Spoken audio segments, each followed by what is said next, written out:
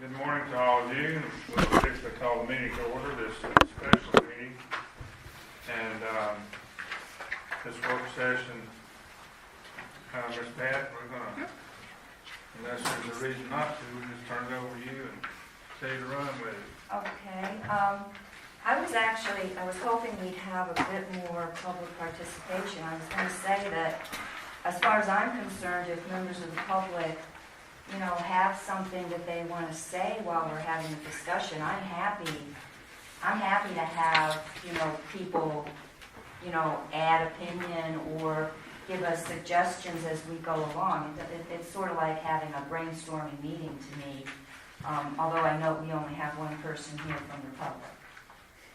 But if no one has any objections, I'm fine with raise your hand if you have something to say. If you want to be recognized, raise your hand. It'd be easy enough to do it. Just be recognized before you speak. All right?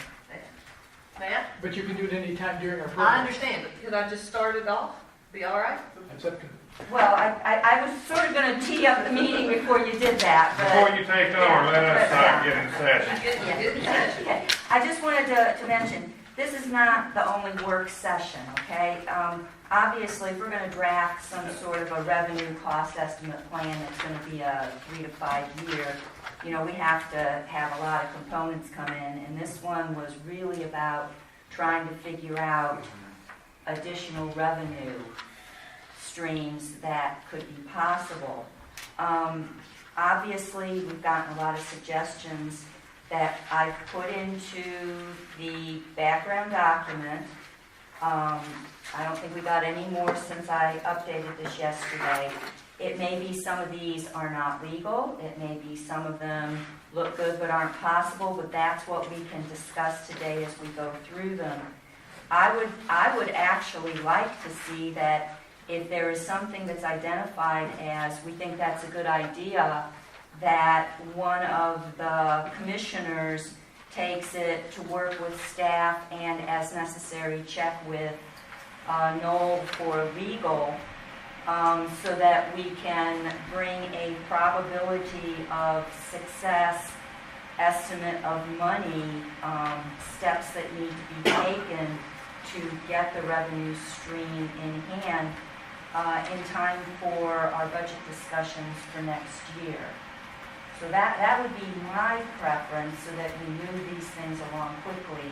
But, of course, there's 5 of us that need to decide how we want to progress this. But obviously, once we get the revenues identified that we think we can do, and cost and revenue increase estimates in hand, then we have to start looking at what does this mean against our projected costs over the next 3 to 5 years, the same time frame. So, yes, Peter. So are we doing revenue now and cost later? Yeah, but I mean, they are two different, and this really is revenue. I tried to keep it to increases in revenue. I mean, we did get a few emails about cost-cutting suggestions. Yeah, But that to me needs to be a separate meeting, and it can actually happen during the budget discussions as well. But it's too much to take on all at once, I think. If we can find revenue sources to explore now, to have ready for the January, February discussions, I think that's a good first step, and then we can quickly go to the second step. I'd like to see, it's okay to have a revenue, I'm all for it, discussion, but I'd also like to see a cost discussion as well, and then bring it together. And I agree with you, and I would love it if somebody else would lead one of these, okay? Because it does end up being quite a bit of work. Yep. So, but I just didn't think it was good. I didn't think it would be good to try to do them at the same time, but a month in arrears is an excellent idea. Yeah, they're both a lot of work. You're right. Yeah. Okay. Any other comments? if anybody else interested in doing the cost part, is willing to do it, You volunteering? I'll do it, but if somebody else wants to do it, then No, go ahead, go ahead. I just don't want it not to be done. Because, you kind of confused me, because you have costs in the, I understand, but this, I think I was pretty clear when I was verbalizing it, that this one was And not there's no- revenue. It's a, again, this wasn't meant to be just the only working session. So Yeah. I'll work with David and the town staff to put together the same kind of meeting, but for expenses. and I would encourage part of the cost is debt, The debt, the but picture. debt is a cost and it's also a Yeah. thing of its own, in my.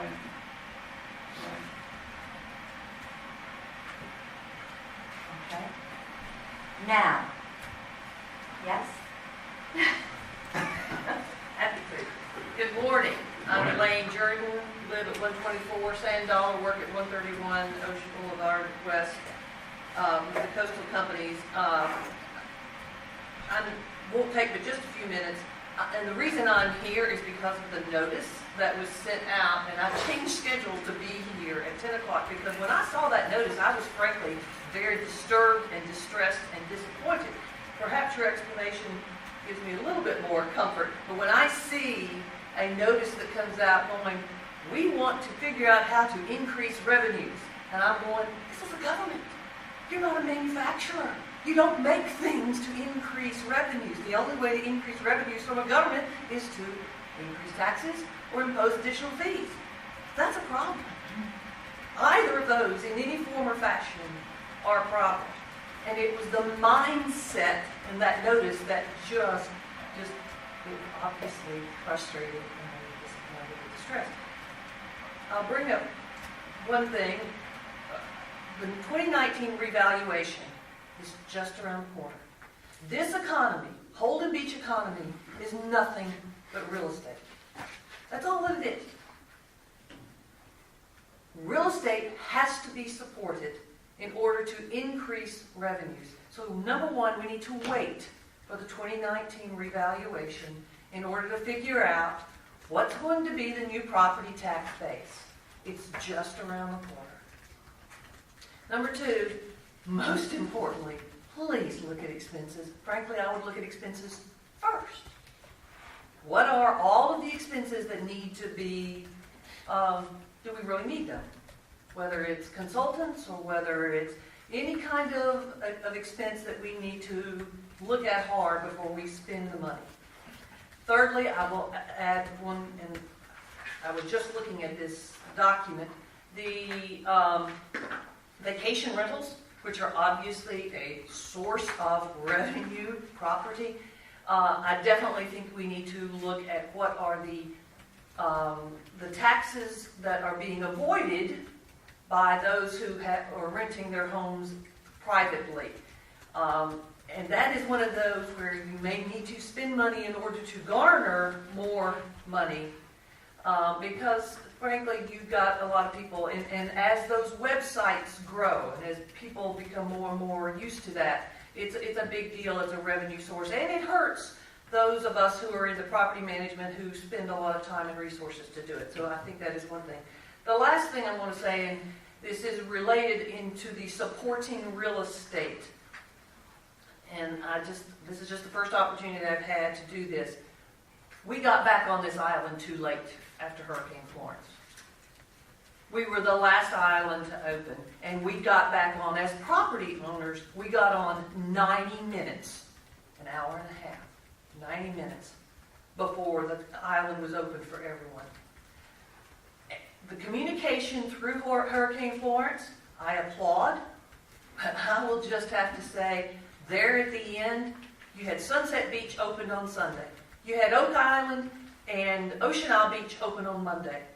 Don't tell me that there was a legal issue, because that's what I do, and that's what I looked into. I called the state emergency department, I called the county emergency services, I called DEQ or whatever it's now called. I called all sorts of government agencies. There was absolutely no restriction in us getting back on this island as soon as the town allowed us. And excuse me, then this is related to... This is off topic. No, it please. wasn't in my mind, because it was related to supporting real estate, which is what we're talking about. So those are the points that I thought were very important to make. I appreciate your Can I ask consideration. you a question? Certainly. When is or somebody can ask, when is the 2019 real estate reevaluation complete? When is that available? The county, of course, does the values, and those will be sent out probably in, well, it's all effective January 1, 2019. Okay. So, but the notices will not go out maybe until February or March, and then people will have time to appeal. But I can promise you that the values of real estate on Holden Beach are going to be substantially higher than they were in Just 2015. so we understand where it fits within our budget cycle. Right, Thank you. Appreciate you bringing that up. sure. Do you want to answer her about why we couldn't? No. Okay, as I said, what I've done is I tried, just as we were looking at, sort of what is our, I term this beach nourishment is the first priority in everybody's mind of what we're saving money for. General fund B part, of course, fund our sand fund. And I took a look at what our property tax and B part revenues have been since 2008. Town manager supplied me with numbers that were taken from the audited reports, financial reports for each year. So these are going to be documented in the official audits. And what I've basically then tried to do is take a look at between 2018 and 2022, if we kept up with about a 3% increase in our property tax and about a 5% increase in occupancy tax a year, what those numbers would look like, which is on the second page under scenario 1, and projecting that we keep the tax rate the same, the property tax rate the same. And then scenario 2 was assuming we have another couple good years ahead of us and then have a slight downturn in the economy. Things that you read may be happening, may be possible. So it was just to get an idea of, sort of the range of monies that we might look at having. I then tried to estimate where we were on our capital reserve fund for beach renourishment, knowing that we have put money into it. That this year we took the 2-cent ad valorem transfer into it. That we're saying we would like to have a 5% savings target from the occupancy tax revenues. Then that we were going to put the money that is currently in escrow with the county for paying back our Central Reach fund, our Central Reach obligation, that would go in. And I came up with a number that we pretty much have about 5.6 million in committed funds. I tried to go forward with what if. The best number that I got to was maybe we have 8.25 million on our way to a 10 million, but this is all estimate. And that would mean we kept putting the 2 cents in, and that we do everything that we've said about 100,000, et cetera, et cetera. But clearly, this is an exercise that you can challenge. If anybody wants to, please do, because it is just a paper exercise. And this isn't taking into account if we invest and what kind of interest income we can get and things. But we could be a lot closer to the 10 million than we think. And I do believe that we need to have, as a board, a really hard look at this and come up with an agreed where do we really think we stand. But again, whether the economy stays robust or not, I think it behooves us as a board to have a discussion on a yearly basis about are there potential revenue streams that we could tap into to enhance our general fund and our capital reserve fund robustness. And so that was the background of this paper, and then the call out did get us quite a few suggestions of ways that we could look at possibly getting additional monies. Again, I don't know if every one of them can legally be done. I don't know the practicality of them. But there's a total of 20 of them, 18 under general and B part, which follows the beach renourishment, and 2 under infrastructure. And I guess I'd suggest we just go through them one by one and have people say whether they think it's worth looking into further.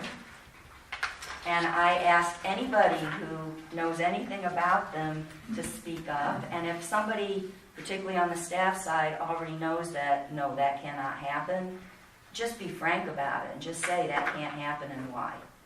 I mean, I'm fine with that. I don't want us to work on things that aren't possible. So is everybody okay with that? Can we kind of unpack, you get a lot in here. Well, I had a lot of suggestions. No, not the list. So Yeah. can we unpack a little bit of and I thought I saw the, once we get to a 70% general fund balance, we can. That was your policy, the last board's policy. Understood. It stands today. It doesn't mean it can't be modified, but that's what stands today. Totally agree. That's my point. So that was made several years ago, and I think we should readdress that, because that was when we were coming from 34% or something like that, and we've done a really good job to get it to 70. But to me, in my mind back then, I wanted to present a realistic goal, not the ultimate goal. So it was getting us from failing grade to a passing grade, but I think we want to get to, our peers are well over 100% for a reason, because that's the nature of the beast, that we live on a volatile piece of land. So we should absolutely readdress that 70%. Yeah, I appreciate you bringing that up, and Peter, why don't you put that on the December Okay. EOCM to have that discussion? We can Because do that. I do think it's a timely thing. Okay. And the other discussion that I think we should have is, how does FEMA reimbursement, since it does happen Yeah. often, how does that fit in with the sand fund and the different funds that we're dealing with? So, and I understand it's complicated because it is reimbursement, and there's a timing element to that. So I think we should have that discussion at some time as well. Do you want to have that at this meeting or? Okay. Okay.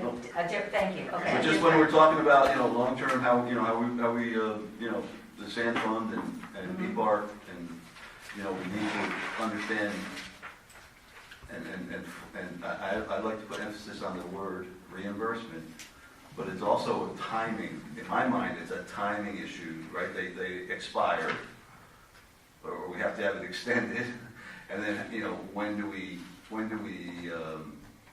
activate that activity? I would, just in response to that, I would like to say, I thought we discussed this ad nauseum when we were talking about last year's budget. And I guess in order to get to the issue that you would like clarified, you'd have to clarify your question.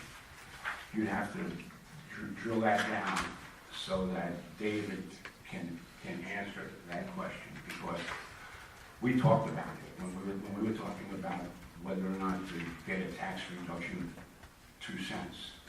We talked about it, and we talked about it, and we talked about it. And somehow, we didn't understand it. So, I don't want to go through that exercise again, where we just talk about it again. So if you have a specific question, something that can be answered specifically, by all means.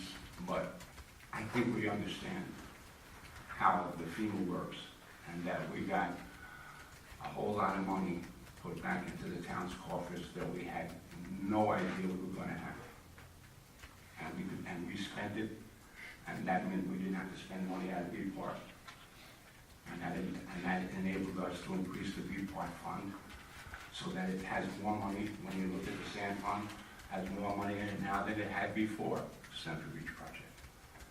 So, again, if you have an issue, we have to get that issue identified so that that can be addressed rather than just talk about the whole subject again.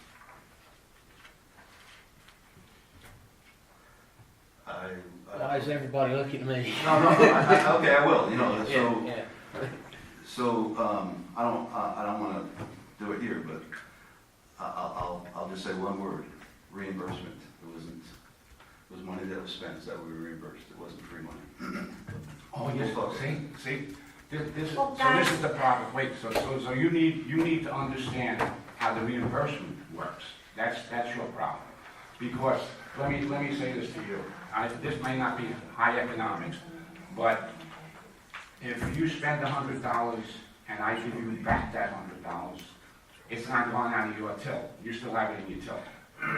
It went from your left pocket to your right pocket. Gentlemen, I do appreciate that this is a situation where clarity is desired, but may I remind you, we called this meeting for a purpose.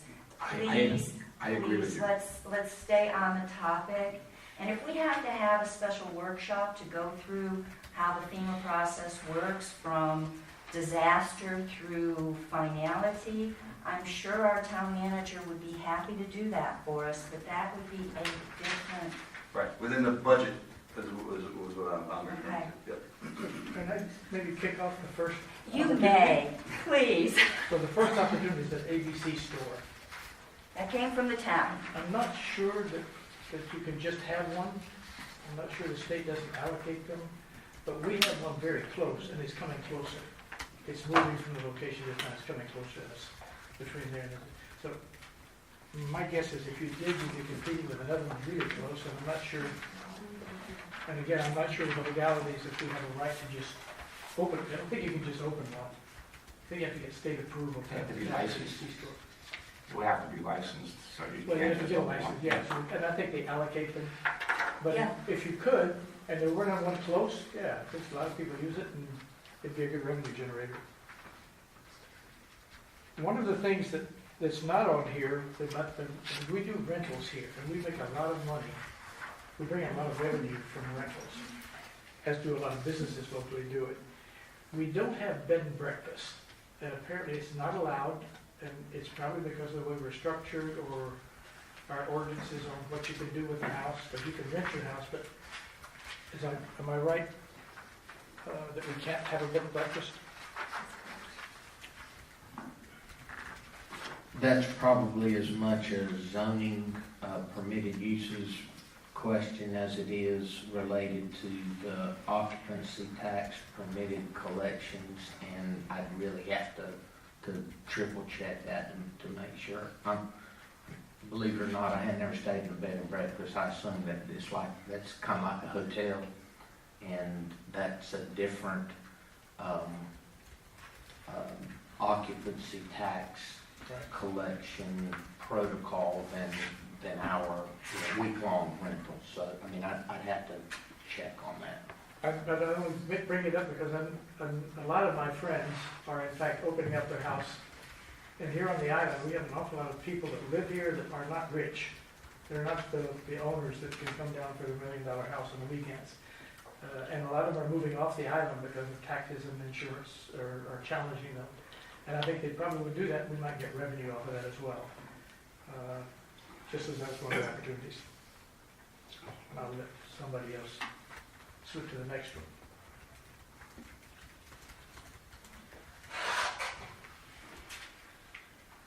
There was someone did make the recommendation that there be a rental property certification annually.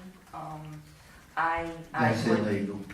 Thank you, I wanted to ask that question. Can you just give what the reason for illegality is so everybody understands? That was a far-reaching response to an attempt in Raleigh to do this kind of thing. There's specific legislation that actually prohibits that kind of thing. Could we go back to number 2? Are you skipping number 2?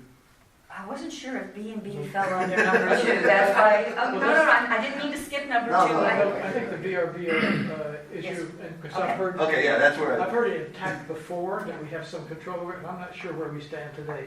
So I don't know how formal we do that monitoring today.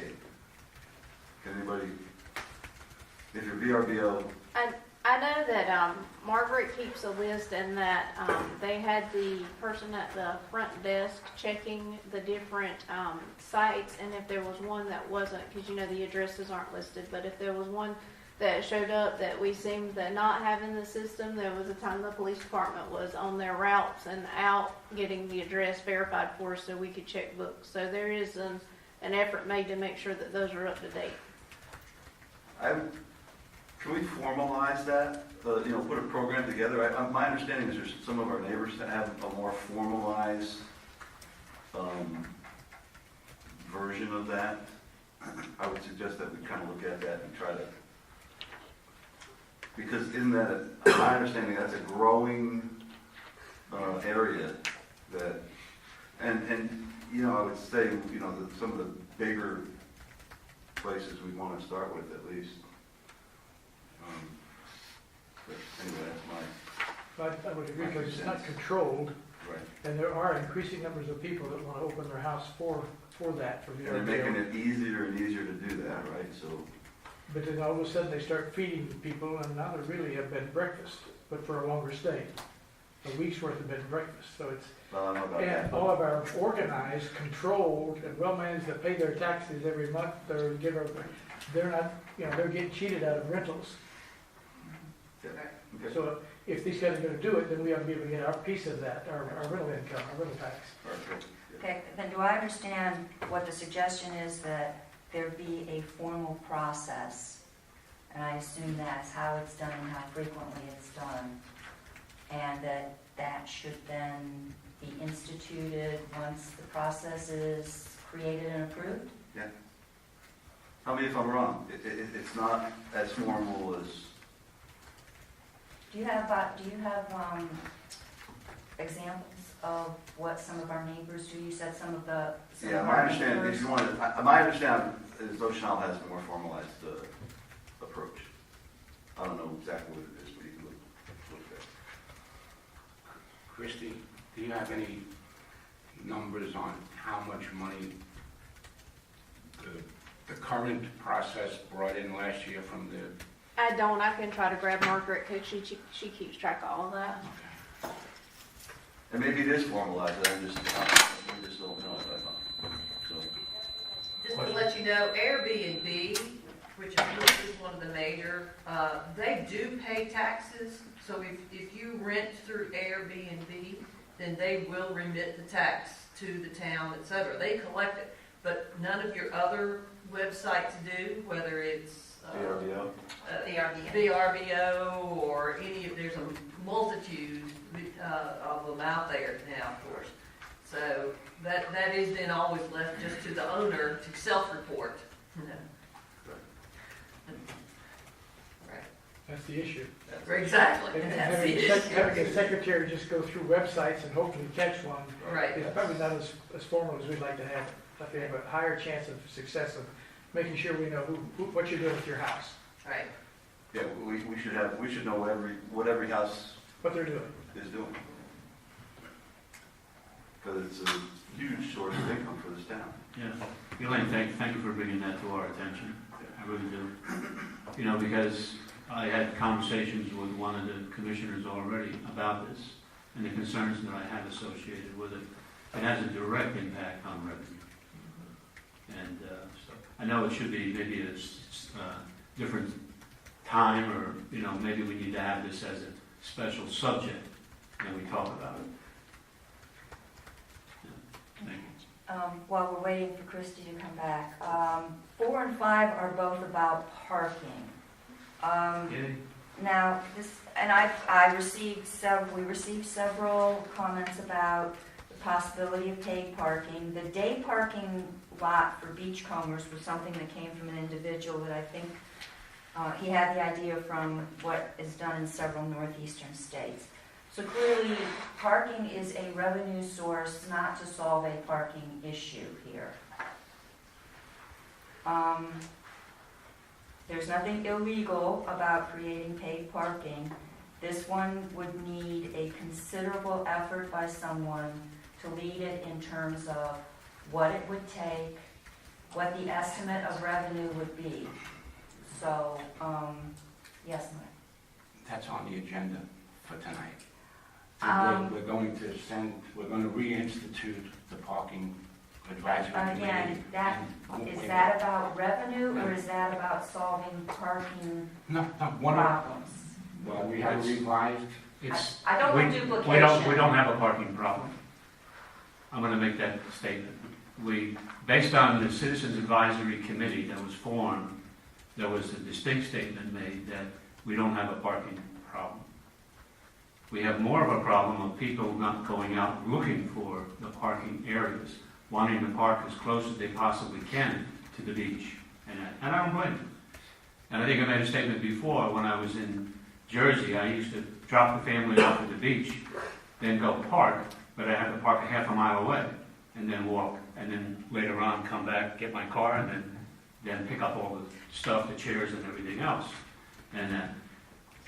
But even on the holiday weekends, I live on the island on the holiday weekends, and I can see people just don't park. I mean, there's a lot of vacant lots that they can park on, but yet they don't. And we counted, I think it was 500 and some odd parking spaces throughout the island. The individual designated parking areas that the town has was, I think, 240 some odd spots, or 250. And we determined at that point that we have sufficient parking. The committee determined that. So when we look at parking, when Mike talked about it tonight, we're going to talk again about it, about the P&Z forming the Citizens Advisory Committee again to address some of the issues that we discussed last time. Jordan Boulevard, we're going to discuss that. We're also going to talk about paid parking. And I would say at this particular point, we talked in the last meeting about a kiosk system. It's modern technology and it works. And it's pretty simple. So I would suggest that we leave that up to that committee. I didn't want two different groups working on it. It's either we can work on it as part of the revenue, or it can be left to P&Z. It doesn't matter, as long as it's captured in the time frame we're trying to work on. well, the tax code, when they're being reinstituted, specifically has an item for paid parking. So we'll let them do the research, and then when they come back to us with information, we'll decide which the best course of action. Okay. Kristen? Yes, she could not get, she's working on something in the bank system and she couldn't leave her screen. But she said that she feels like it is pretty formalized, that she has a spreadsheet she updates monthly, and that she sends out letters to people who they find that are not on there. Sometimes they come back and they can say that they just put it on there to advertise, but they are with a company and can prove they're with a company. But at this point that she feels like she's capturing what we need to, she can further explain it in a different meeting that we have in the future, but she can't come in at the moment. Good, thanks. She did say they're not required to say how many they have, but like some of them send in their payments and they say all locations like the realty companies do, and then some of them say exactly how many when it comes in. But that she updates the spreadsheet monthly and she feels like that we've captured. So she works with the companies, the VRBO, like we work with the real estate companies. Okay. Cool. I guess from that little bit of information, before we consider getting a different form or more formalized way of doing business, we should see how many locations are being monitored compared to how many locations we can identify out there to see if we're, if we're capturing 90% of the, or 80% or 100% at this time. If we're capturing whatever number we decide is 90% or more, I would say that the plan is effective and we would keep doing it. If we're doing less than given number, then we have to modify it to see if we can capture some more of that. Yeah, maybe in a future meeting, we can present something again. Maybe, I was gonna say, maybe we can put this one aside until after we do a presentation from her. Maybe we can do it at the December meeting, and it may be that we're on top of this. Good.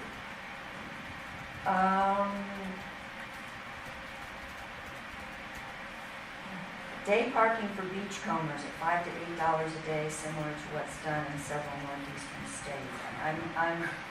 I don't quite understand how that works, because you basically have turned over a parking area for whole days to somebody. And again, it's also, if people want to come here and beachcomb, I don't see why they should be prevented from coming to beachcomb. So I just thought, I don't know how northeastern states justify it, but it doesn't.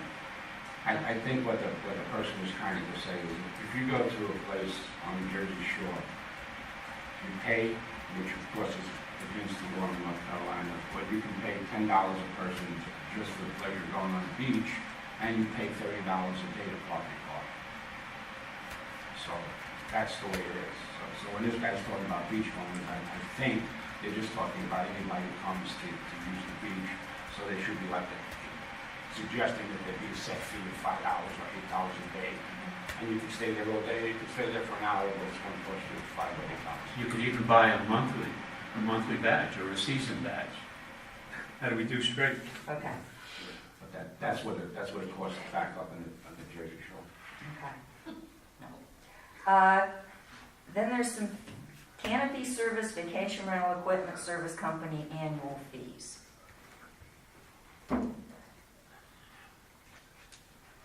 I don't think that the town has franchise enabling legislation that would allow that. We would have to check on that, though. Okay. Then can we task you to check on it? Sure. Thank you.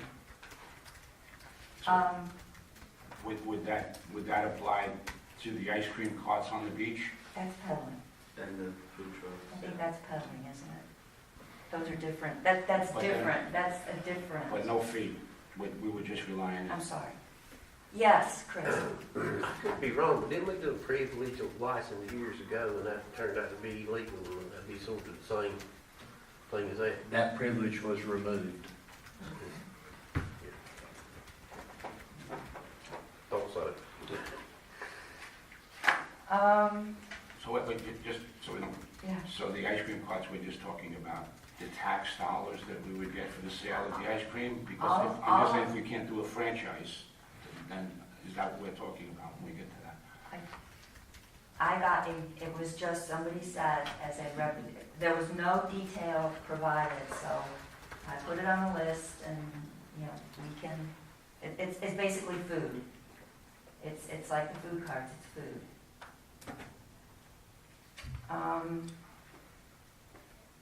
Pet tags came from someone with the, again, I don't know exactly what they mean about pet tags. Is it License? pet tag license for owners? Is this you have to have a pet tag if you bring your pet for vacation to prove that they've had all their shots? And there was no detail provided. So I'm not quite clear. Does anybody else have any insight into how pet tags might work? I wouldn't be as worried about the people who have their pets here, take them to the vets, get their shots, as the question of, do people who bring their animals, are they all up to date on their shots? But I don't see how that would really A bit problematic work. for the people coming from off the island every day Yeah. with the dog. A lot of them come to walk their dogs on the beach, and they're not gonna have it, and how you gonna know that? No, I think it's problematic. okay. Just to let you know, there's this whole long seminar on animals, animal law, service animals, therapy. I mean, it's a whole ADA gets into it when people have animals that are their service animals. It's not a simple thing. Even if they're service animals, though, they're supposed to have their shots. But I think the tag thing was more around the idea of being current on their inoculations, but I just don't see how it can. There's no way that we could I can't see how it can work. economically, feasibly do that. I That is a lost leader Yeah, I agree, I agree. Yeah, that is a real problem. I mean, even, you can go online today and you can qualify your animal as a service animal. Help me understand that. Okay, we'll move on. Suggestion was to move to all e-billing for water sewer bills. I guess it's more of a cost reduction, but it's a way of raising revenue in that you're not using postage, et cetera, et cetera. So I guess the whole e-billing thing is just something that the town looks at when it can work and when it can't. And this is a suggestion. Which is also going paperless. Try to reduce the amount of paper that most people are doing that today. But then we have to give the town a tasker. How much does it cost for us to mail these bills out as opposed to how much it would cost us to do it electronically? And how many folks even are online electronically? That's another issue, you know, they may not be. I'll add in that electronic billing and automated payment services that the town has put in place, those were put in place as options for people to expand the options to the public at large. This seems to be counterintuitive to that inclusive move on the town to make it possible on as wide, as many fronts as possible to allow people. We have a lot of action at the front desk when people drop by and pay with pay with cash. I mean, there's just a lot of walk. Is the water bill an option though to be? Well, we make the payment, what we don't do is We don't say bill it. email you the We bill, don't bill I it. get a paper bill as well, which I I'm just curious, because, you know, I know the water is kind of our last, you know, direct hook to all the property owners, so, and I thought that might have been a purposeful, not to make that electronic, but. Now, I will speak up from a personal observation from a very recent invoice sending I did for my POA, that even though we had email addresses from the people who said they would take their invoice by email, we have about 20% who have now come back to a message out to them that, hey, reminder, I sent these last week. If you didn't find it, look in your junk box. And they're saying, we don't have it, please resend it. So, you know, this is one of the problems when you do things electronically is either people miss it or they change their email address. And something like a monthly bill could easily get lost by someone. That's what Voluntary is great. Right. Mandated is a separate thing. Yeah. But, Then town manager. Then the one way you could accomplish both to some degree is to let people opt out of receiving the mail, like the commercial people do, right? That you can either get it by mail or you can just get it through email. And you give people the option of receiving the bill, which would save the mailing cost and the paper cost and stamp and all that good stuff. Of course, I might observe also it doesn't always work that way. I've got a couple of banks that keep asking me to opt out, and I keep opting out, and I keep getting it. And I call them, oh, we took care of it. I still got the paper. I get 14 pages of paper that I don't need. I gotta throw in the trash. I got you. Implement is problematic sometimes. But I guess what we're doing here is we're just raising issues and then we're trying to decide whether it makes sense to try to implement the issue, Yeah. right? So, And so, Well, this one in particular is a bit deeper than just, you know, licking stamps and putting something in the envelope, because receiving the bill is directly tied to the preservation of service whenever folks are non-compliant with paying their bills. So, I mean, we know that we send a bill to them, and a hard bill to them. Whether or not they get it digitally or not is another thing. But we have, you know, it does have relevance in that chain of people paying their bill for service. Especially water and sewer, we put a Yeah. lot into the water and sewer. Yeah, I agree. So are we leaving that one? I think, again, just to go what David says, commercial institutions are able to start a proceeding to collect their money if you don't pay, if you just get a electronic and don't get it written. I don't think a piece of paper is what the law depends upon in order to collect the debt. So I think it could work. I understand that it may not be feasible. It may, for many reasons, it may not work, but I think we should look at it to determine what the cost is and whether enough people would opt out so it would be worth it to try to save money in that way. That's David, will you take that action? Sure.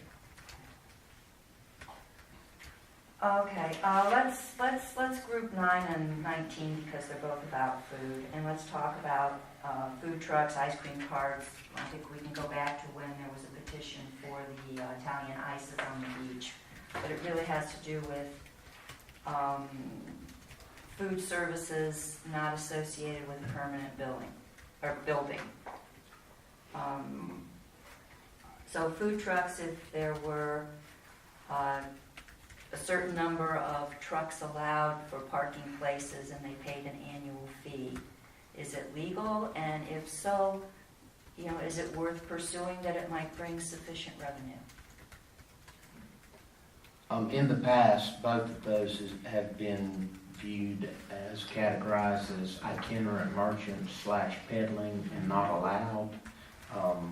That would be subject to a follow-up interpretation, but that's been that's been how it's been treated in the past. So that would mean if it did look as if it could be favorable and it had a good reception, the ordinance would have to be changed. It's an ordinance change that would be instituted. I think that you would have to amend the zoning ordinance permitted uses. Is there enough potential revenue here to explore the possibility, and if it looked attractive, then we can look at the ordinance? I don't know how many food trucks we would have room for on the island. Obviously, the beach cart thing has been discussed before, but again, I don't want us to do a lot of work if it's for, negligible revenue. But it's the food truck is an idea that a lot of people have been raising. David, do the few restaurants that we have on the island, do they pay a fee in addition to their property taxes?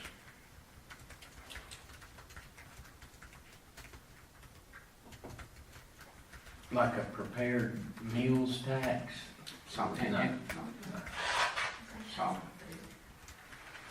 I think before you decide on inviting food trucks in, just as we have representatives from the rental agencies, this would have an adverse impact on the 3 or 4 restaurants we have on the island, and I'm sure that they would want to be heard before we decide to invite people over here to sell whatever it is, whether it's a hot dog or an ice cream cone or whatever. Each truck is also going to take multiple spots. Food truck doesn't take one parking spot. So if we end up charging for parking, you're going to end up. Yeah, so, and again, if we're, if it's, I'll just say, if we're only going to get a small amount of income from that, I certainly wouldn't want to have an adverse impact on the people that have been on the island trying to make a living. And we all know that there's a small margin when it comes to making a profit in a restaurant, so I wouldn't want to do anything to adversely affect that. Yeah, and then we'd have the issues with the Board of Health and inspections. There's just a lot of follow-up. But I agree with what Mike said. Yep, I agree. Thinking Yes. further, if you change the zoning for vendors, how can you just limit it to food? Ice cream and food. Can you just limit it to food for vendors? If you change the zoning, I'm asking the question. I've been on beaches with vendors who are selling, Well, My understanding. plaiting my from- hair, Yeah, My- T-shirts. My understanding from Ocean Isle a couple of years ago in the presentation that was made, before I was a commissioner, but I listened to it, for the Italian ice cart, that there is, you do have the ability to define what you allow, and a food service versus the braiding here, the t-shirts and everything can be designated. The question then comes up, can you control the number that you allow? And I believe at the time it was said, yes, they could, but that would all have to be reinvestigated under today's legal framework because things do change. Again, this needs investigation if it's considered to be valuable enough for us to pursue it. I've heard comments about people would like to spend more money on food on the island, but there are so few opportunities, and many of them are fine for a family meal, but if you've got 3 kids running around and just want something quick, you're not going to go into one of the restaurants. So that's why food trucks become a more attractive for a quick lunch, quick grab. You know, so there's 2 ways of looking at it. One is, does it harm the existing restaurants? Another is, does it supplement the existing restaurants because it's a different type of service? It's a sandwich versus a sit-down. So what is the... I mean, I'm happy to work with town staff on this. It's fine, but if it's considered that it's a no-go, it's impossible, again, it's not worth taking time.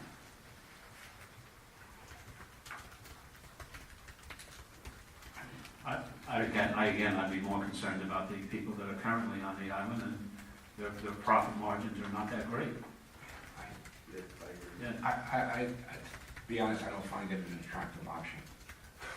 That, again, you have some kind of governmental involvement once you allow that.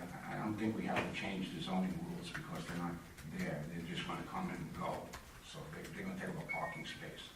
But I just don't We've see it. got Domino's Pizza, it's no longer a pizza place. It delivers all sorts of things. And they deliver to the door all day long, all night long. And I'm not sure that, so there's food available on the beach if you want to. They'll deliver to anywhere. In fact, they do it outside of, one of the delivery spots is outside of the restaurant over here. Just come to the parking lot and make deliveries. Hot spot. Yeah. Okay, I am sensing that the commissioners are not warm on this one, and so we have addressed it, and we will. The only question I would have is there a way to have a food truck that would have only be allowed if it's associated with an existing brick and mortar place? That's what the ice cream was. Yeah, that was. They had it. Right, and that's my question. I mean, that would seem to me to address the issue of, I think I read, again, I wish Noel were here for this, but I think I read in the Wilmington paper not long ago that Carolina Beach had a challenge on that. That if they were going to allow food trucks because they were brick and mortar, they couldn't limit it only to brick and mortar. David, do you remember reading that article? Vaguely? I was just thinking that Noel has near-term practical exposure to this very item, and that, I mean, she's more well-versed and qualified to speak to the specifics of that. I mean, she's the Carolina Beach attorney. We'll talk to her tonight. Well, I can speak to her tonight, but I'm still sensing that there is not warmth here on this. No. Okay. Municipality 1/2 cent prepared food meals tax, which is, if I remember right, county by county has to approve it. It would need an advocacy effort for the town to be allowed to do it. Other vacation towns, municipalities do things like this in multiple states. It's whether or not the town of Holden Beach would see that there is enough revenue or it would not be harmful in any way, that it's worth pursuing. I mean, I have no idea what the dollar amount we might get from this would be. Just to let you know what you're doing there is, when you have restaurants that are on the causeway, therefore outside of the town jurisdiction, would not have to pay that, and then you've got the restaurants on the island who would, so you've got immediate competitive disadvantage for the restaurants on the island. Much more probably even than a food truck.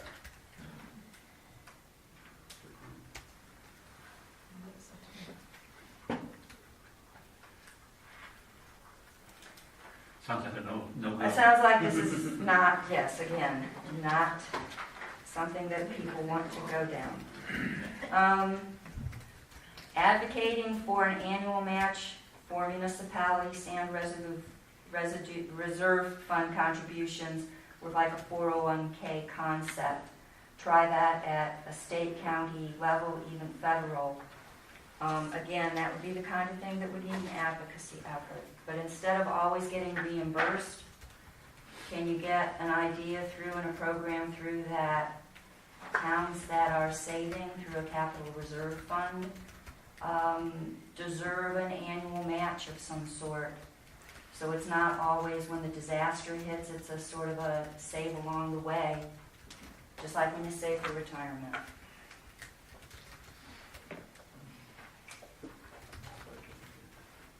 Again, it's an advocacy thing, and you'd have to somebody has to come up with a plan of how this would happen, but it's direct sand money.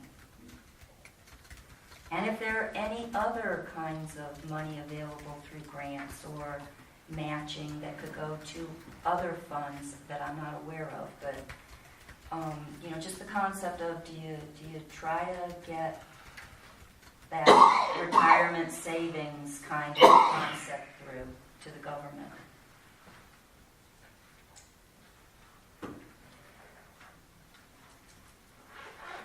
Go ahead. I'll offer up that although I don't foresee this happening in time for an upcoming budget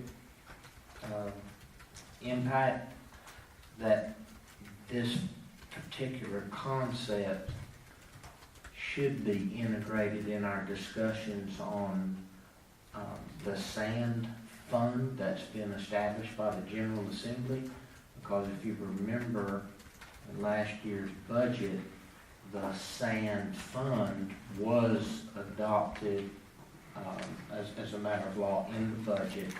There were no funds put toward that fund, no money's put toward that fund, and I would submit that there is room for this type of idea or concept to become involved in the upcoming and near-term state budget discussions, whereby this type of idea may gain some traction.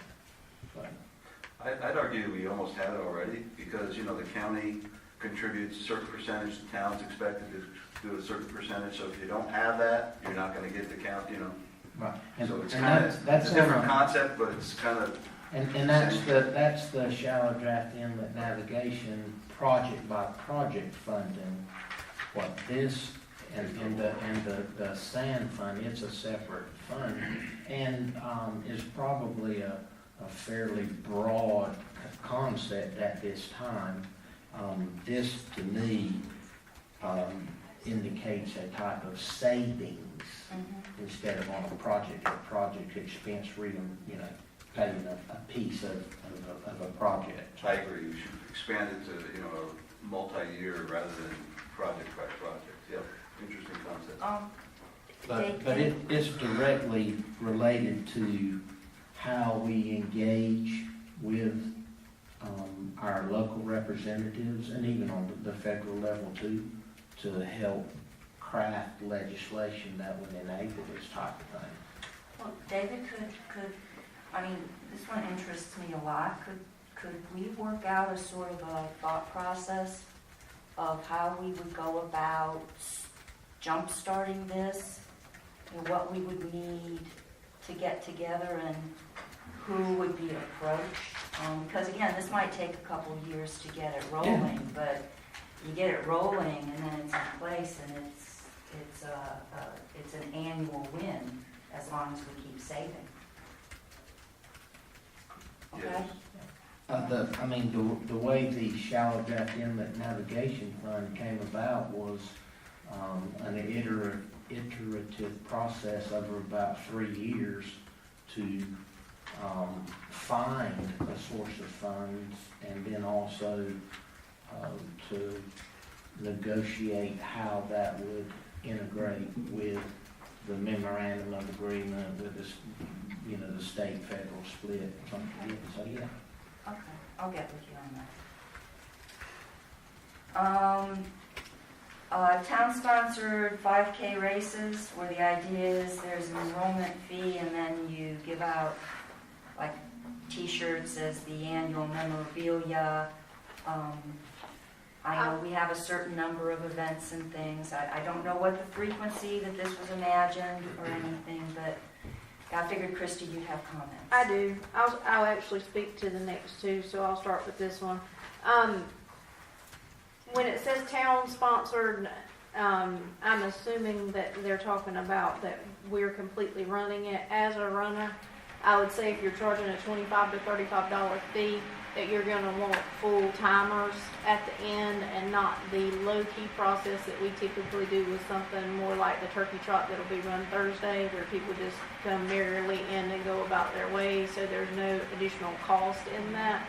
I think that the better answer for this particular proposal is what you guys will see on your agenda tonight, where we are trying to come more in line with what the other for-profit agencies in the that are involved in the race in the towns near us are doing.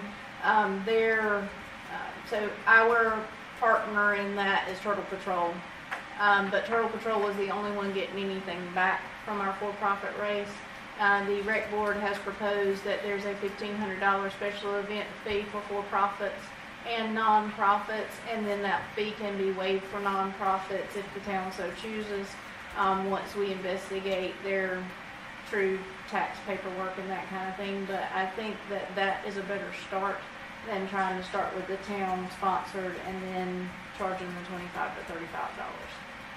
The only other really races that besides the turkey trot that we currently offer was through a partnership with the school system, and Nick Westfall, he announced at this last one, which was a few weeks ago, that he's no longer going to do that. So if we're going to continue to offer that, we're going to have to do it as the town, maybe in conjunction with the school system. And with the good that comes from that, where they're building on their running programs with children and training them and fighting childhood obesity, I just don't see us charging and still maintaining the numbers that we get. I think the overall health benefit and what we give back for that is better for the town than charging $25 and $35 a person to kids that mainly come to that. So I think the better option is to look at the for-profit like you'll have presented tonight. Could I kind of expand that a little bit further? I like everything you said. I get asked a lot of questions about what the Parks and Rec does, and how it positively affects the taxpayers and how it positively affects the visitors. I think we should do and I've asked this question, and Kristen does a great job in getting a lot of free food and things like that. I think we should stand back and take a look at all the events we do. What's the dollar cost? What's the dollar gain? And what's the intrinsic gain? Other than monetary gain.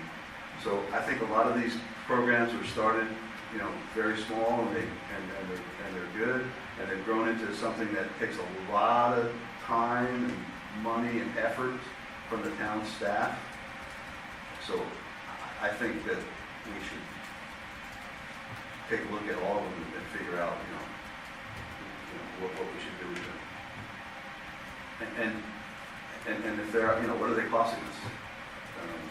Again, so And they were presented that spreadsheet for the for-profit race. It was about $800 in the man and machine with the police department that's here for the day. And that doesn't include like their time beforehand with the race routes. So that's why they went with the $1,500 fee that was kind of in line with what Ocean Isle and some other beaches that have that series are doing. No, it's only an example of what I'm talking about. So we've got a lot of other stuff that we do, including the festivals, by the way. And I'm not against the festival by any means, but I don't think we understand what they cost us and what benefit they give us both financially and non-financially. So I think... you're talking about like the tree lighting and Halloween. Everything, right. We have so many of them. And I know they suck a lot of time and from not just Christie, but multiple staff members. I mean, multiple staff members, which I'm not passing judgment, but I don't think we know enough. We don't have any information to be able to understand the plus or minuses of that. But anyway, I'll propose that in a different meeting. And You want me to move forward to summer camp? yes, Okay. Summer camps can make money. I'm assuming whoever this was talking about here is something like I was involved with at Oak Island when I worked there. We would bring in probably anywhere between $6,000 and $10,000 on the registration day, but you have to run day camp. At least we did 9 to 2, but it's more of an all day instead of the 1 day a week at 3 hours a day that we do now, and you have to have dedicated staff. So there's the expense side of it as well. You can make money. There are very large programs operating. Oak Island does a good job still.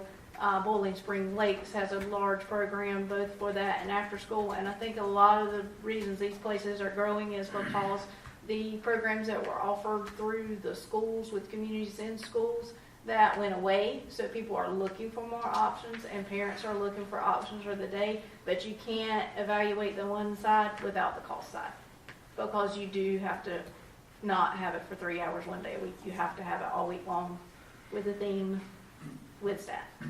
That's facility. not me. That can't be there. and with facility. Right. And the EOC is a good option for that. That classroom, we do camps there a couple times a year for when we do offer it the 1 day in the summer. That classroom's a good size based on the number, but again, staff would have to be accounted for. Are the anticipated kids coming, vacationers, or are they more kids of? It was. It's both. It's both. It was not specified, so it's. We got children, when I was at Oak Island, that were there for the week. We got children that were coming into town to visit their grandparents that lived there. We got people that lived in the area that were full-time working parents. But I do know that one of the daycares here has really seen a large growth in the number of people looking for something in the summer at this end of the county because of communities and schools, and I know Southport's the same way. I mean, the request actually was asking parents to reserve in advance of their vacation. So I think it was meant more for our vacationers on the island, and the adults want to go do something for the day that having the kids tag along wasn't going to make it a nice experience. Such a family beach. Two questions. Do you have to have some certification to be a counselor at the camp? Or at least one person to have certification? What we normally did was try to hire teachers for the summer, because that way when we conducted our background checks, I mean, they already were in the process. They have worked with children. We also did our background checks, but it just worked out well because they're looking for a summer job and they're used to having 24 kids in the classroom. So how much did you charge for We a child, and how much did you charged- pay? I mean, how did you, what's like the break-even point? Do you need 15 kids? Do you need 30 kids? How does it work? We like to get 24 kids. If you got around 20 to 18 to 20, you were doing you would do okay. It depends on what the going rate is right now, because I've been out of that for 4 years, so I don't know what teachers are kind of making in the summer, but we would charge $70 to $80 a week. That was a 9 to 2 camp. And then at that point in time, per person. Yeah, but I'm just doing a quick math, that's 35 hours, you're charging them $2 an hour. Yeah, I mean, it's government. We That's didn't pretty reasonable. compete with the 120, the 140 that like UNCW and those camps do. Yeah, but I guess the question becomes, if we're talking about, this is a camp for visitors, vacationers, children, what's the likelihood that you have a couple dozen a day? And it's going to be different ones per day. If it's the idea that mom and dad want a day to themselves, kids go into camp. I mean, it seems to me to be a high level of complexity to come up with, are we going to meet that quota? Yeah, you wouldn't do it daily. I mean, I see where you're saying you would do it, but you would have to do it weekly. You would sign up for a whole week. And that would have to happen in like the May time frame. April is always when we would do sign-ups, but you have to get your information out early so people that are coming, especially if you're targeting it, the vacationers can get it. Therefore, your vacationers wouldn't use it. Yeah, because, again, I didn't have children, but it does seem to me that people come to vacation to spend quality time with their kids, and although they may want a day to themselves, the idea wouldn't be put the kids in camp while we're at the beach, and we have the week to ourselves. If I was a kid, I'd be mad at my parents. So, could you do it 3 days a week? Could you do it 3 days a week? Yeah, as opposed to all 5 days? I mean, I'm just looking at it from, do we want to look at it, do we want to have a logistical examination of this, a hypothetical, to see whether there is something that's worthwhile considering that can make money and still not require us to staff up for a daycare center? but I would also suggest that it wouldn't be limited to just vacationers, that if people who live on the other side of the bridge want to come, you come. I mean, we invite people from over the bridge to come to enjoy the island. Why would we want to bar their children from being able to attend the camp? It just doesn't make sense. Okay. Is this worth having a hypothetical put together for something that's not daily? Have the Parks and Rec group look Well, into Christy, it. you've got experience that you could probably put something together that you would say, okay, So you want to look at 3 days, is that what I'm hearing? How about you look at both and tell us what's best? Okay.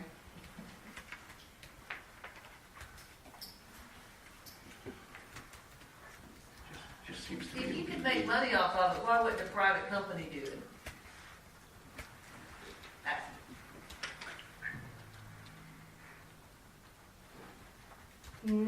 Well, I mean, you do have your daycares doing it. There are daycares in the area that do it, but then if a Parks and Rec department does it, there's costs they don't have to take. Like, we didn't provide lunches for the kids. They had to bring their own bagged lunch. If a daycare's doing it, they have to do meals. They have to supply the meals. So there are different costs that they have. There are people doing it. I know the daycare in Charlotte is doing it, but I don't care whether we do it or not. I'm just saying we do. I think it's not a matter of whether you care about it, you're the one that would know the pros and cons. Is this even near a good idea, or is it not a good idea? And that's what the board needs, I think, is an expert, and you're the expert in this. I can get you some information back on it. okay, Christy, thank you. Okay, impact fees for future construction. Can't do it. Thank you. As a matter of fact, we've got a section in our existing ordinance that we need to delete, that will be on, proposed to be on the agenda to delete it in its entirety for the December meeting. Okay. Increase in fines for improper parking, littering, speeding, and other code violations.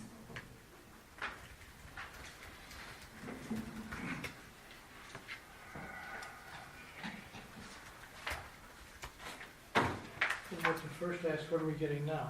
A lot of them are fixed. For all violations, about $3,000-4,000. I hesitate to identify penal codes as penal code enforcement as a revenue production. I just hesitate to do that. I agree. I agree. Yeah, I think we need to take that off. That'd be like giving the police a quota. Absolutely. You get more days off, the more tickets you write. Our idea on enforcing violations is to stop improper behavior, not to make money. Correct. Increase in business license and other permit fees, I think that's similar to something that was said earlier, isn't it? It's illegal. Those were the business privilege license. That's like, no, right.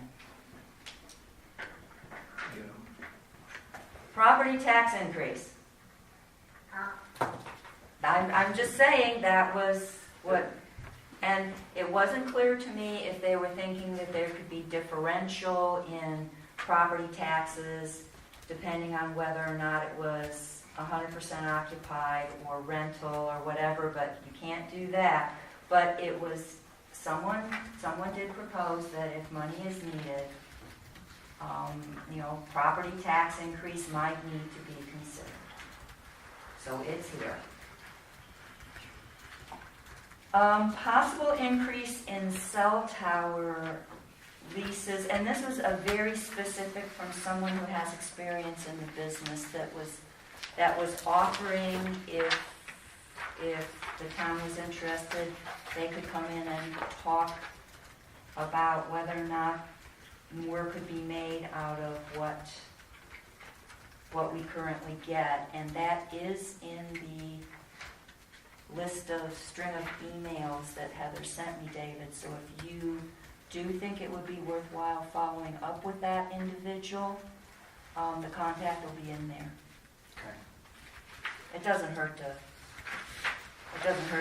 talk to somebody who's got expertise in the area if they think they might be able to do something better. Generally speaking, with the continued digitization of information, and it's not just a cell phone tower anymore, this is probably a viable market to address. I mean, right now, we collect $100,000 a year off this water tower. So we've had our eye on this as an opportunity for a long time.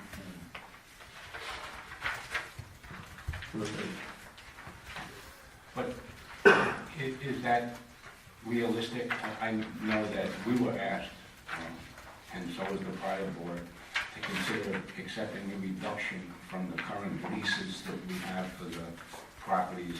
So has the cost of leasing that type of service from the town, has that stayed the same? Has it increased? Has it lessened? In other words, has competition stepped in so much that they don't want to pay that kind of money anymore? Are we lucky to get $100,000, or is there? I think that they've got an organ grinder that turns out that letter every time, every year that the contract annuity comes up, even though the contract may be, for 10 years. And that's just a standard kind of thing. Okay, so But I don't know the answer Yeah, to that. I'll ask the question. I look at it the other way, though. I look at things become more digital, that there, and you will have a less, well, you probably always have an infra, some type of land-based surety, but as things become more digital, airborne radio waves, that it opens up other opportunities that we hadn't forecast previously. That's the way I kind of look at it. Almost like an evergreen opportunity for those types of arrangements for cell towers. Have we ever looked into why Sprint or whoever owns Sprint nowadays isn't have service on our island? We've got about 5 or 6 carriers on there. I would actually Don't have to have look at who's on our tower. I don't know. Don't have. I don't remember. If you have Sprint, you don't have service on the side. Okay. I was just curious, would we ever contact them and why?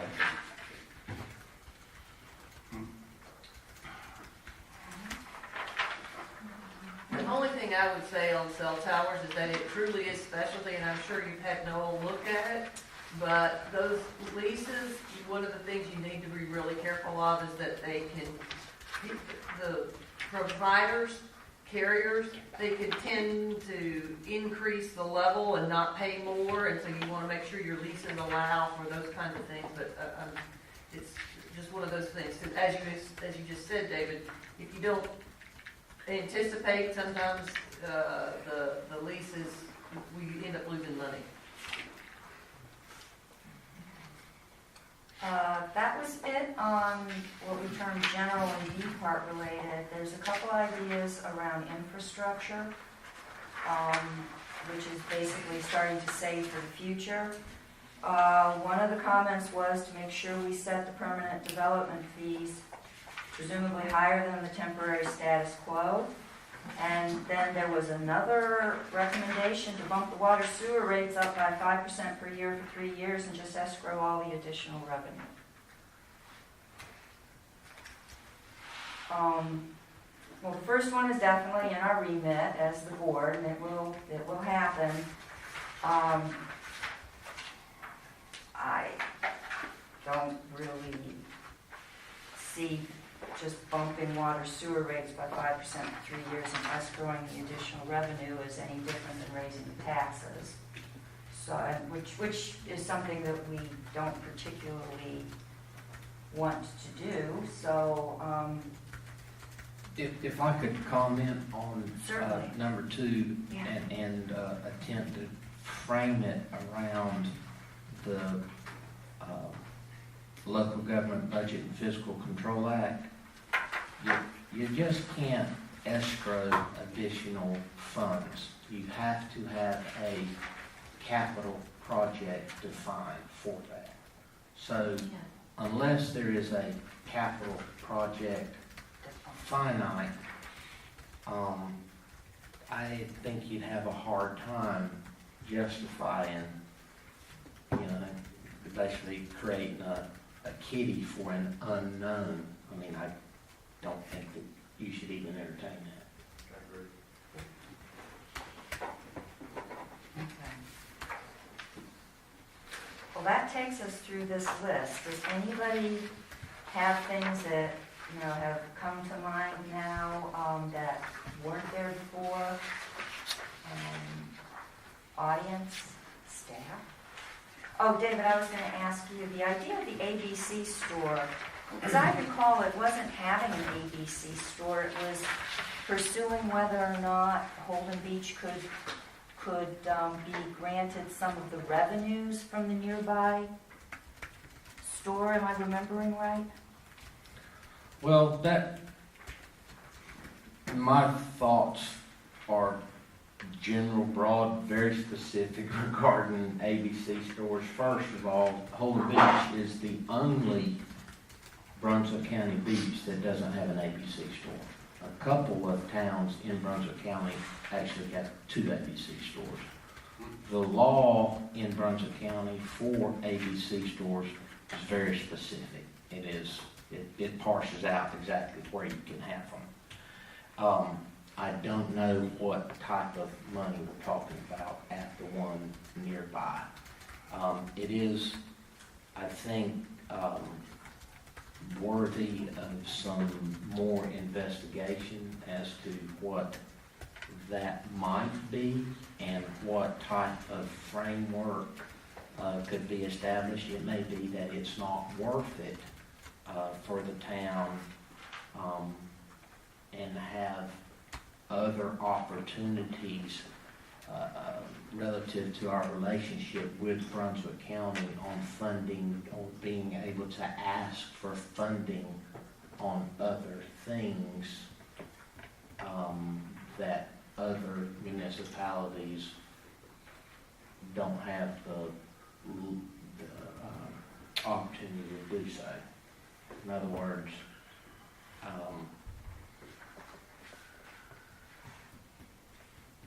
I don't know what all's involved in having an ABC store for Holden Beach, since Brunswick County has that one right on their doorstep. I think we need to do some legwork on that. We also recognize, I think, that, I don't know how many of those other beaches exist just south or east of the intercoastal. Are we not the only one? They all have. Mainland Probably presence. mainland presence, which gives them a lot more room and attractiveness to a market. And so we would, if we had one, we'd be competing with they don't need to come from over there for us. We would just have ours. And for about 8 months of the year, that wouldn't be very active, probably, With the question of whether or not we can get some of the revenue from them. from the close by, We get taxes. because again, if you are coming into the island at any point in time during high season, you see an awful lot of traffic back and forth. That's the nearest game in town. I think that's. It's probably couldn't do it just for an ABC, limit to all the stores. Well, You said how many what- miles away do you have to be before we There's- can't tap you for some of your revenue?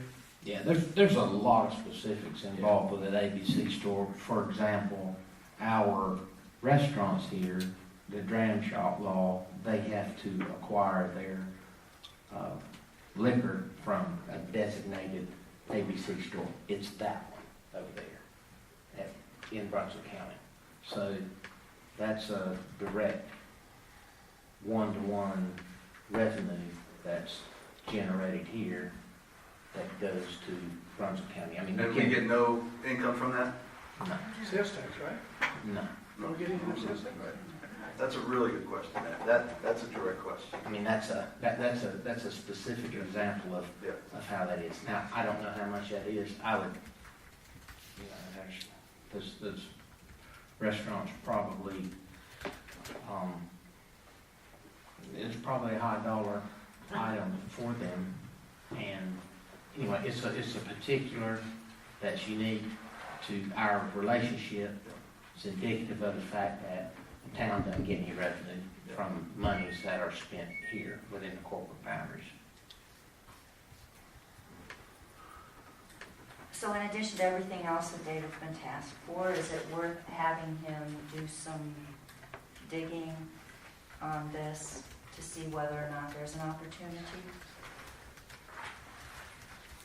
This is already on my radar to keep engaged on to see if there are opportunities, and I'll continue to do that. Okay. So if I have my notes right, David, on number 1, ABC store, David keeps his eyes open, and if there are opportunities, he will pursue them. I'm only going to read the ones that I believe we have actions on. Paid parking is going to be part of the remit of the new committee that will be discussed tonight for the overall parking situation. The state county annual match for reserve fund contribution is something that David and I will put together a sort of how you would move forward on this. It's an idea that could match up well with the state sand fund. It's just spending the time on advocacy to make sure that this concept gets into it. Town-sponsored races, it's actually, Christy will be talking tonight on event fees where this fits in, probably more than having additional town-sponsored 5K races. So we can revisit it if we want to after we listen to Christy tonight. Christy will put together a rough paid children's summer camp concept, what it takes, and what it looks like if you have, say, a 3 or a 5-day program, what it would take in terms of resource and to break even.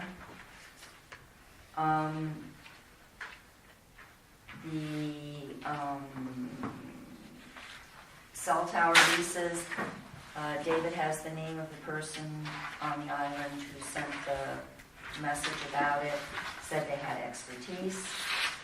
And the last one, I forgot, the VRBO, the idea of a formal process. It seems that we do have one, but we would have a presentation from the staff made at an upcoming meeting so that we can hear about exactly what's done and what we capture.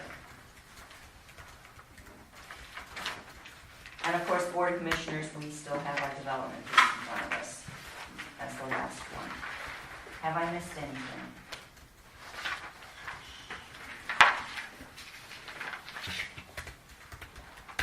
Okay, John said he will lead the discussions, the workshops on costs, and I'm very happy about that. But you can also do it if you want. No, that's okay. It's okay. I'll help if I can. We want to set a date for the course. How long is it going to take? Well, that's a good question. I'll have to talk to David and each of the departments to find out how long it might get, if they can assess what their future for the next. Because again, my thought was, that we try to have some of these revenue ideas with some monies, estimated monies together for discussion as we are in budget. And we usually talk about revenues in about March, don't we? I think so. March, April. So, it's timeliness is important here. The same goes for the cost. Yes. When I get feedback from people, start to get feedback from people on different things, I can then address everybody about having a second workshop as needed. If we don't need to have a second workshop specifically to this, that would be good too, but it won't be in December. But maybe we'll have something in January. Sounds good. Thanks, Scott. Okay, if no one has anything, does anybody in the audience have anything more? Only thing I want to point out on your initial charts and spreadsheets here, I think what you were doing is you were assuming a 3% increase every year on property tax. On collected property tax. Yeah, scenario one is assuming that we get a 3% increase annually in property tax, because that's been, somewhere along the line, that's been a sort of a number when things are good, that's what we expect.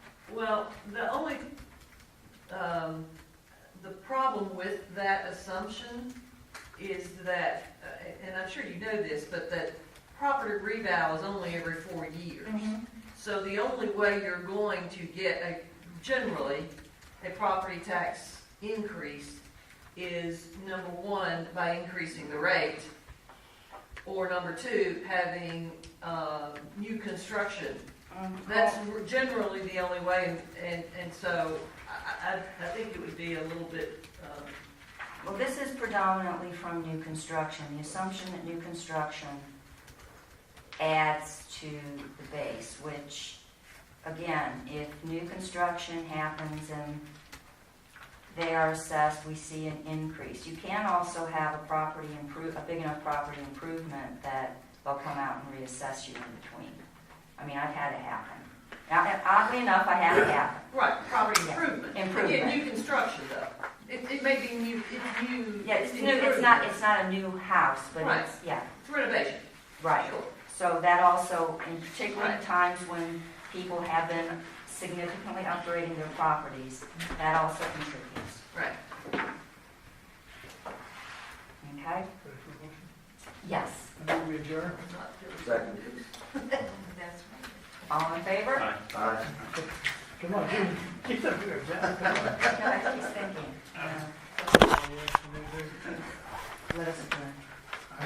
Okay, you've already got the motions on the floor. We are just, please.